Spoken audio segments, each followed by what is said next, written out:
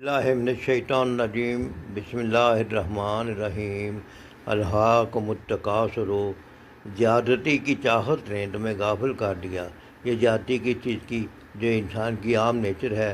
انسان مال میں زیادتی چاہتا ہے، اولاد میں زیادتی چاہتا ہے، خاندان قومے قبیلے میں زیادتی چاہتا ہے۔ ہر وہ چیز جس کی کثرت انسان کو محبوب ہو اور وہ اسے اللہ کے احکام اور آخرت سے غافل کر دے، تو یہی وہ الہاکم التکاثر کی پہچان ہے، یہی الہاکم التکاثر کی تعریف ہے۔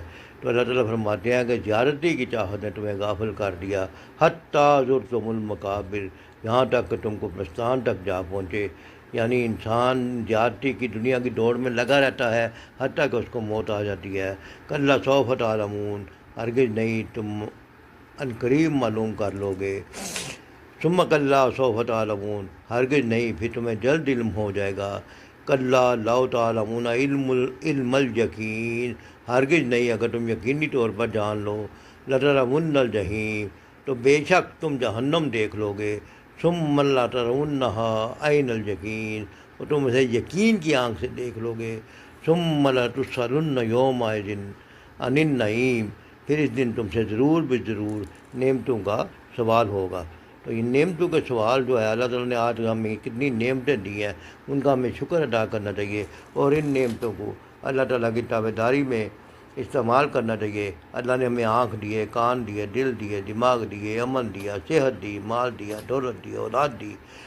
یہ ساری کی ساری چیزیں جو ہیں یہ اللہ تعالیٰ کی نعمتیں ہیں، اور ان کو اللہ کے احکام کے مطابق ہی استعمال کیا جانا چاہیے اور اللہ تعالیٰ کا شکر ادا کرنا چاہیے۔ اللہ تعالیٰ ہمیں سانس لینے کے لیے آکسیجن دے رہا ہے، ہوا دے رہا ہے، پانی دے رہا ہے، ہماری زندگی گزارنے کے لیے، ہماری زندگی کی ہر چیز جو ہے اللہ تعالیٰ نے مفت میں ہمارے لیے بندوبست کی ہے۔ تو ہم دنیا کی زیادتی کی طلب میں آخرت سے غافل ہو جاتے ہیں، اللہ کے احکام سے غافل ہو جاتے ہیں، اور یہ اس وقت تک دنیا کی دوڑ میں ہم لگے رہتے ہیں حتیٰ کہ موت آ جاتی ہے اور انسان قبروں تک جا پہنچتا ہے۔